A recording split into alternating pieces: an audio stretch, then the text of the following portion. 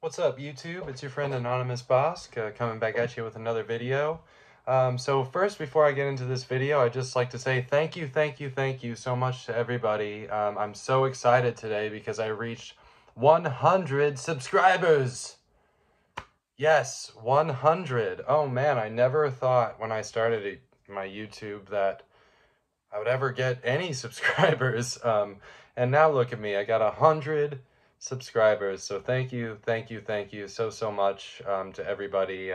It really feels great to have 100 subscribers. It just feels like a milestone to me. I never really thought I would have reached. So this video is basically to commemorate that good vibe of reaching 100. Shoot, maybe I'll reach that many years old. Yeah, who knows? Who knows? I'm almost there. I'm going to keep my age a mystery, but you guys can probably guess around about how old I am. Or maybe you can't. I don't know. Leave in the comments. Tell me, how old do you think I am? How old do I look? I won't be offended. I won't be offended.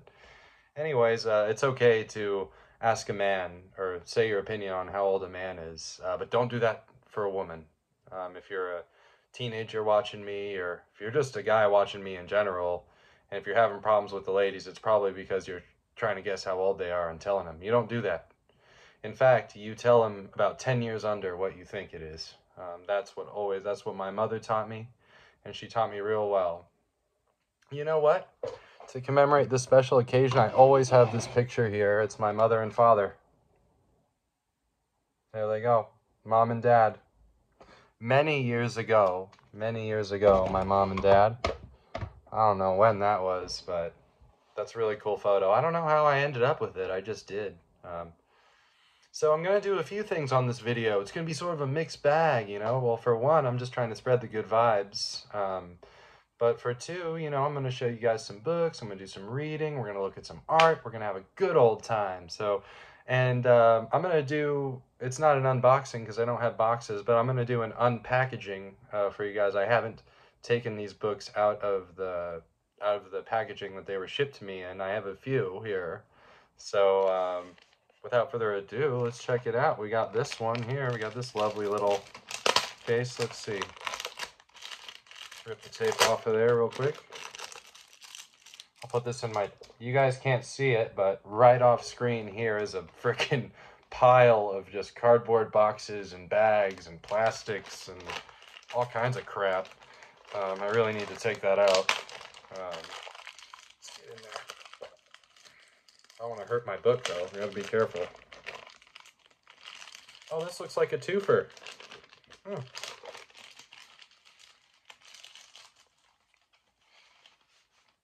Oh, look at that. The first one we have is Michael Moorcock, The End of All Songs. Michael Moorcock, End of All Songs. This is a Jarek Cornelian. See, it's weird because I got this here. This was a Moorcock, the Cornelius Chronicles. It's Jerry Cornelius. Jerry.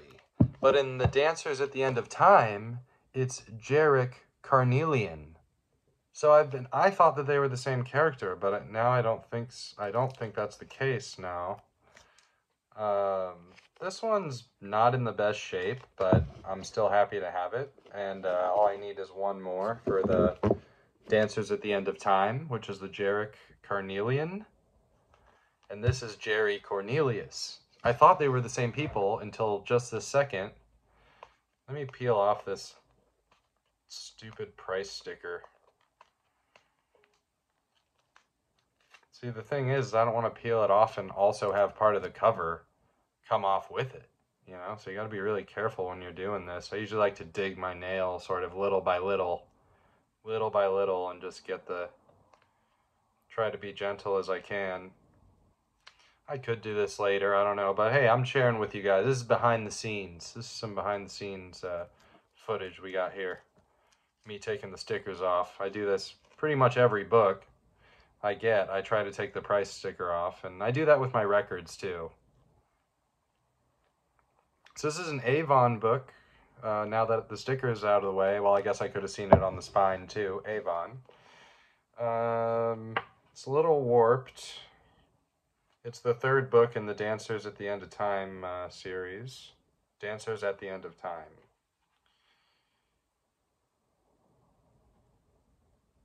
So it shows here the Cornelius Chronicles, which is this one I have, is another Avon book by Michael Moorcock. But Cornelius and Carnelian are different. I wonder if they're like similar type characters. I don't know. This is the first Avon printing from 1978. It's 1978. It's old. Oh, it's got a bookmark in there. Better World Books. That's where I got this. It's a little whatever bookshop off eBay. They're trying to promote themselves. Anyways, Michael Moorcock, End of All Songs. And that was a twofer. So let's go ahead and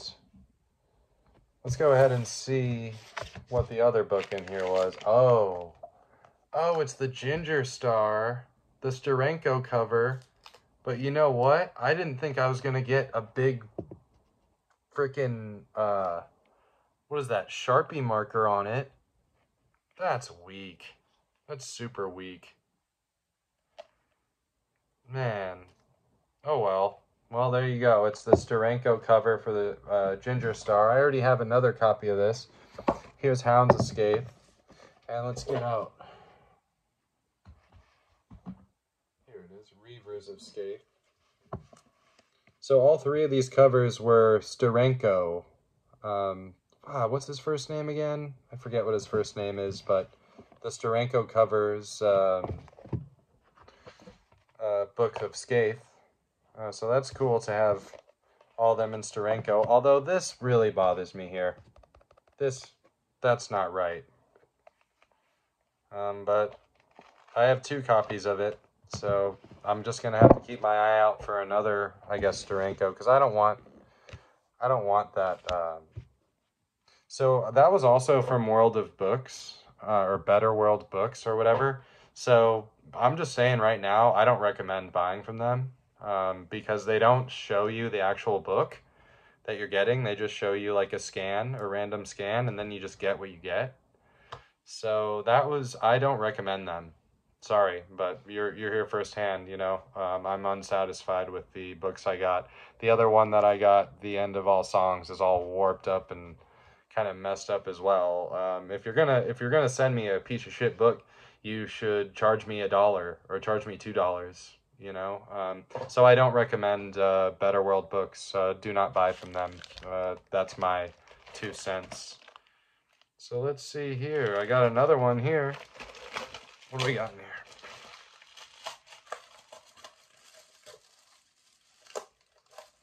Oh, it says thanks, Chris, on it, on the cardboard here.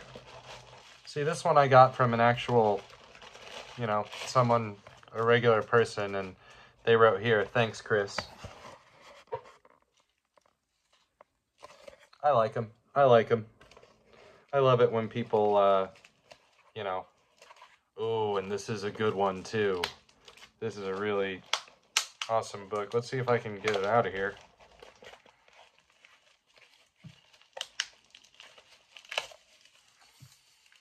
There we go. It's in the bubble wrap. Hold on. I'll pop some bubble wrap for you guys. A little whatever. What do you call that? ASMR, AMSR, ASMR. I think. Yeah. Let's see here. There you go. There you go. This is Michael Moorcock, the Mad God's Amulet. Mad God's Amulet. This is the second book in the Rune Staff. Let's go ahead and, while we're here, there's 4 books in the Rune Staff. So this one is in very good condition. It's a Daw, but it's not a yellow. It's not a yellow spine. That's really interesting. It's Daw Fantasy. Let's take a look. Copyright 1968, and it was revised by the author in 1977, as were the other ones. This is the 5th print, and this came out in 1977. Number 5. So we've got 1, 2, 3, am I going to do this? And 4. So there goes the Runestaff series. I cannot wait to check that out. I do love me some Moorcock. You know what I mean? And there's a real wicked, that's what she said joke in there that you guys can use anytime you want. You know, no need to thank me. And what's this? It looks like I got one more. I ordered a few off World of Books because they were having a deal, and that's when I should have known, like, not to order off from them. But I did, and now I have books that are pretty much substandard. So this one is wrapped up real nice. Look, it's wrapped up in this paper. Not sure exactly. I forget which one's in here. Oh, A.E. Van Vogt, The World of Null A. World of Null A. I've heard about this. So this is the first book of Null A. I also have The Players of Null A.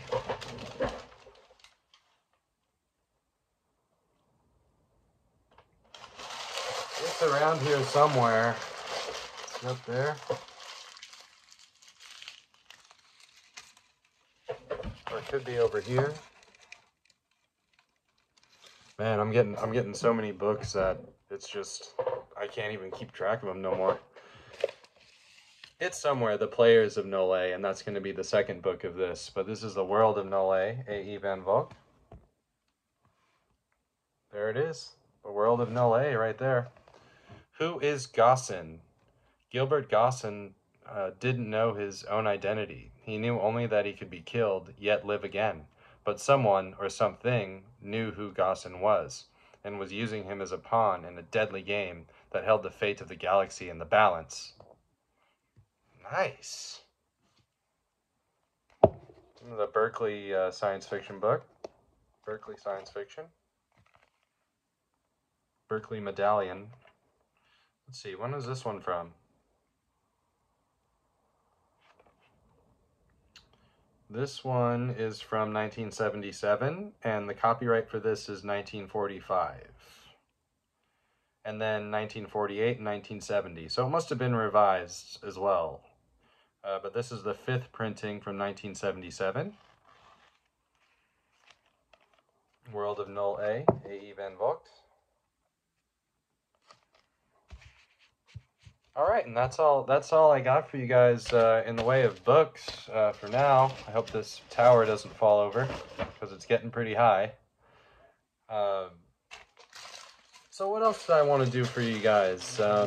This is a special episode, special episode. I'm so thrilled. I'm so thrilled to have 100 subscribers. Again, thank you so much to everyone who's been commenting, who's been liking, who's been subscribing, who's been just checking it out and seeing what's up. I love doing this, and shoot, I mean, lately it's every day almost I'm just like, yeah, what am I going to make a YouTube video about next? You know, I love it. But of course it's been all books. I'm very into music as well though, and yeah, I'm into a lot of things. I'm into art and whatever. So books has just sort of been my main thing that I've been collecting, and you know, my main topic of conversation, things that I want to talk about and things that I want to show and share. And thank you guys so much for being part of that. So William Blake selected poetry. Let's get a poem in here, huh? Let's see. Earth's Answer. Earth raised up her head from the darkness, dread and drear. Her light fled, stony dread, and her locks covered with gray despair. Prisoned on watery shore, starry jealousy does keep my den, cold and hoar, weeping o'er, I hear the father of the ancient men, selfish father of men, cruel, jealous, selfish fear, can delight, chained in the night, the virgins of youth and morning bear. Does spring hide its joy when buds and blossoms grow? Does the sower sow by night, or the plowman in darkness plow? Break this heavy chain that does freeze my bones around, selfish, vain, eternal bane, that free love with bondage bound. Earth's Answer by William Blake. Let's see what else we got. A Poison Tree. I was angry with my friend. I told my wrath did end. I was angry with my foe. I told it not, my wrath did grow. And I watered it in fears, night and morning with my tears, and I sunned it with smiles, and with soft deceitful wiles. And it grew both day and night, till it bore an apple bright, and my foe beheld it shine, and he knew that it was mine, and into the garden stole, when the night had veiled the pole. In the morning glad I see my foe outstretched beneath the tree. The poison tree? Your foe outstretched beneath the poison tree? Uh-oh, does that mean your foe's dead? How about the next one? The Angel. I dreamt a dream. What can it mean? And that I was a maiden, a queen, guarded by an angel mild. Witless woe was ne'er beguiled. And I wept both night and day, and he whipped my tears away. And I wept both night and day, and hid from him my heart's delight. So he took his wings and fled. Then the morn blushed rosy red. I dried my tears and armed my fears with 10,000 shields and spears. Soon my angel came again. I was armed, he came in vain, for the time of youth was fled, and gray hairs were on my head. The Angel. Ah, Sunflower.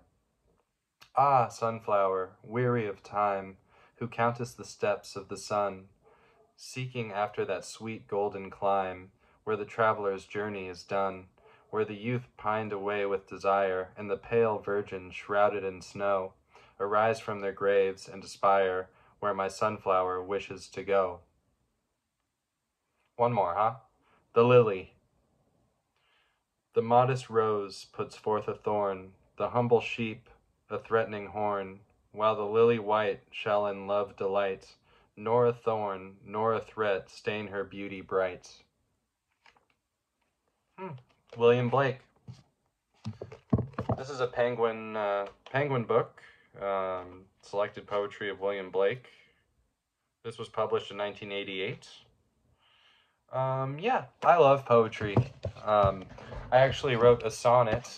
I'll share the sonnet with you guys. So, there's something really cool. I had a friend who was into calligraphy, and we haven't spoken in a while, and I hope we do because I miss her. And I don't know, maybe I don't know what she's doing these days, but here it is.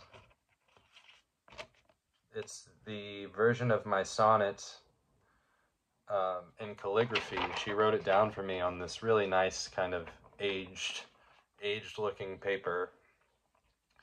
And the sonnet goes like this. It goes, "Have you not the gentlest mind to lend? In this languid night my soul has risen. It cannot be wise to always pretend or look away from one's crystal vision. With the songs of ravens my body burns, setting itself up like a rising sun. Without fulfillment my poorest heart yearns, my faithlessness fleeting, mind's on the run. Within you, your heavenly arms I shall lie. My sad, lost soul will so willingly comply. For your brilliant and holy majesty, for within thine mind my thoughts are real. Truest love for thee I shall always feel." Sorry, it's hard to read this, and I wrote it long ago. So, but yeah, that's a sonnet that I wrote, and there it is in calligraphy there. And there was one more thing. So my name on YouTube is Anonymous Bosque, but my last name is Wood, and Bosque means woods, the woods in Spanish. A very cool word, Bosque. I use it for my email. I use it for my Instagram. Anonymous Bosque is also my Instagram name. I actually just changed it. So if you want to go check me out on Instagram, it's anonymous.bosque. So go check it out if you want. I have some musical performances up and just, you know, whatever, pictures and I don't know. I usually just use it to share music stuff. I have a lot of music. So, but Anonymous Bosque, if you say it like a white person, it looks like Anonymous Bosque, which is a play on Hieronymus Bosch, who is my favorite artist. And this is a book, it's in French, and it's a Bosch book. Hieronymus Bosch. And so everything in here is in French. So I'm not going to be getting much information out of this, but I'll show you some. So this is a close-up here of the face of the tree man from Garden of Earthly Delights. Garden of Earthly Delights is my absolute favorite art piece of all time. This behind me, where I'm pointing my finger, this was painted for me. This is based on the crustaceous kind of buildings from the Garden of Earthly Delights here. And it's one of those buildings in the middle of a sea, and the title of this is called Buoy. And it was painted for me by a dear friend. And so I wanted to show you guys some Hieronymus Bosch work because he's my favorite artist of all time, and I get my namesake from him. So I want to look through a little bit of this book and see if we can't find any of his artwork. He did a lot of religious stuff. Hieronymus was around in the 1400s. He's a Northern Renaissance painter, so he's from the Netherlands, north of where, you know, Michelangelo and all those other Renaissance dudes were doing their thing, you know. But he made many paintings. He was a teacher, and he had his own art studio, and he was very well renowned, well known in his day. And the Garden of Earthly Delights today, it's a triptych, so it's got two skinny sides on either side, and then it's got a bigger middle. And so what they do is those two skinny sides, they're panels, and they fold in. And when they fold in, on the outside is a gray earth. I don't know if there's a picture of that in here, but the outside of the Garden of Earthly Delights is sort of a gray, like half-formed, like transparent sphere, like earth world. And then you open it up, and it's just all this beautiful color for the first two panels, and then the left panel is what happens when you feed on the fruits of the Garden of the Earthly Delights. This is one of his famous pieces here, the hay wain. And as you can see here, you can kind of see, people are sort of fighting over the hay wain, and even, in fact, some of them are underneath it getting run over, and on top you can see the angels, and the hay wain is sort of an ancient, I guess it's semi-ancient. It's pretty old by now, hundreds of years ago, but it's sort of a representation of money and sort of what money, sort of everyone's trying to get their piece of the hay wain, that nice golden, beautiful hay wain. So this is on the outside of one of his triptychs. It's not the Garden of Earthly Delights, but I think it's on the hay wain. It's on the outside of the hay wain.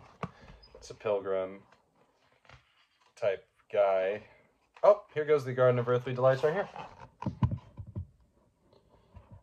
So this here is my favorite painting of all time. Here we have creation. We have Jesus or God and Adam and Eve. So I'll give you a bit not in the center. So that's the first panel here, and you see some. This is the crustaceous figure here that my painting is based on. One of them.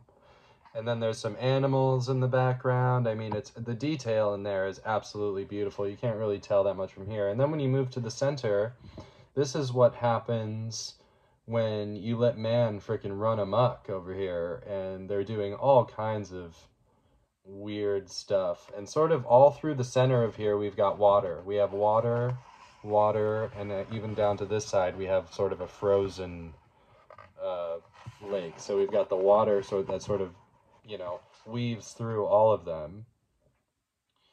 And there's just so much. I mean, I would go, if I were you, if you're interested in that, I would go on YouTube and just type it in, and there are many videos.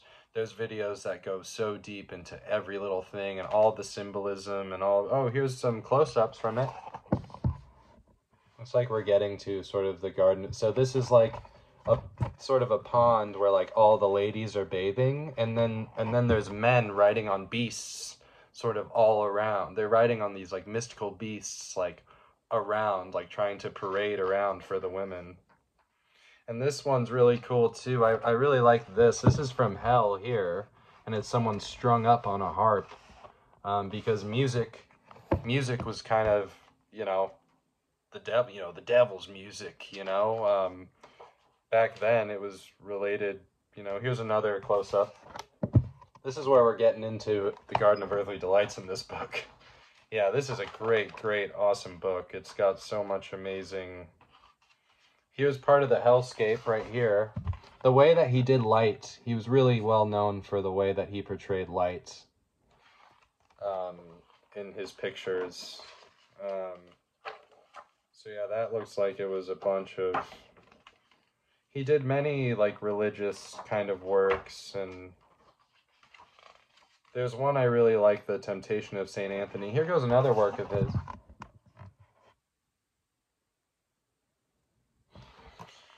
Let's see, it's in French. La Triptyque de la Tentation de Lisbonne. So the Temptation or of Lisbon or something? Maybe? I don't know. But look at all this cool, weird imagery that he has. I mean, look at this fish with night stuff, and look at it. I mean, if you like surreal and abstract, like Bosch is like, you know, he's the granddaddy of frickin' surrealism, you know? And they say, I'll just keep showing you. They say that there was ergot in the bread, and ergot is kind of causes like similar to psychedelic effects. And so in the region, it was possible that Hieronymus Bosch and other people of the region may have been, you know, eaten bread that had ergot on it, which is a certain kind of, you know, mold or something that creates a like acid-like or mushrooms-like sort of psychedelic. And so when you look at his paintings, I mean, the imagery that he has is very psychedelic. Here's one. I really like this one with Jesus and the people around him. Oh, I gotta be careful not to mess up my sonnet. So yeah, I mean, Hieronymus Bosch, you know. Hieronymus Bosch, Anonymous Bosch. Maybe people will get that. I don't know. But my picture, my like YouTube picture or whatever, you know, isn't of me. It's of a Bosch image. It's in the sky in the Garden of Earthly Delights, and it's like a griffin like flying with a person with like an apple, and like they're carrying like this toad or something. It's really neat. I was considered getting that as a tattoo. I only have one tattoo. Actually, there it is. It's my tattoo right there. I like showing you guys things on this channel. That tattoo is, I got that tattoo from the cover of a Softies record, Holiday in Rhode Island. I didn't want to get the writing, because it also says Holiday in Rhode Island on the album cover, of course, in the Softies. But I just wanted the picture. I'll show you one more time. It's just a bird in a bush. Red-breasted robin. Has no real... I like birds.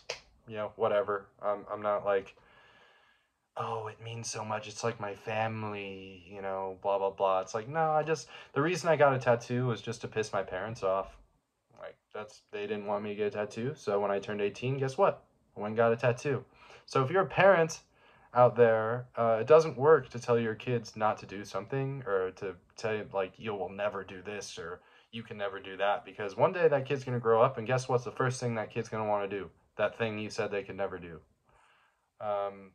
anyways, well, there you go. A little bit of wisdom. We got a little bit of poetry. We got an original sonnet that I wrote. We checked out some Hieronymus Bosch, my favorite artist. We checked out some books. I mean, shoot, what more can you ask for, man? We had a freaking hoot and a holler, ball and a biscuit, and all the above. So, thank you guys so much. I really appreciate it again, and I'm just so happy to have reached 100 subscribers. And to me, it's a big deal, you know? It really is a big deal, and I love you guys so, so much, and thank you for checking out my videos, and yeah, hope you guys have a groovy rest of your night and rest of your week. Peace out.